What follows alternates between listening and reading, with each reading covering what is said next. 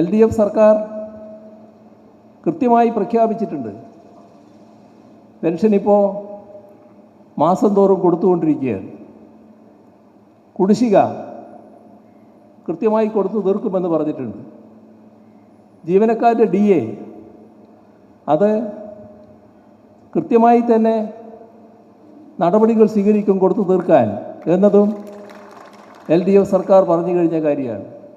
ഇതിലൊന്നും പറഞ്ഞ വാക്കിന് LDF സർക്കാരിനെ സംബന്ധിച്ചിടത്തോളം മാറ്റമുണ്ടാകില്ല എന്ന് എല്ലാവർക്കും അനുഭവത്തിൽ ബോധ്യമുള്ള കാര്യമാണ്. പിന്നെ ഇവിടുത്തെ ജീവനക്കാരുടെ ശമ്പള പരിഷ്കരണവുമായി ബന്ധപ്പെട്ട കാര്യം, അതിൽ നിയതമായ നിലപാട് എപ്പോഴും സ്വീകരിക്കുന്നതാണ് ഇടതുപക്ഷം. 10 വർഷം എന്ന നിലപാട് കേന്ദ്രം സ്വീകരിച്ചപ്പോൾ 10 വർഷമല്ല 5 വർഷം എന്ന നിലപാട് ഇവിടെ ഗവൺമെൻറ് നേരത്തെ സ്വീകരിച്ചതാണ്. അതാണ് LDFിൻ്റെ കാഴ്ചപ്പാട്. സ്വാഭാവികമായും എപ്പോഴാണോ അതുമായി ബന്ധപ്പെട്ട തീരുമാനം വരേണ്ടത് തീർച്ചയായും ആ തീരുമാനം ഉണ്ടാവുകയും ചെയ്യും.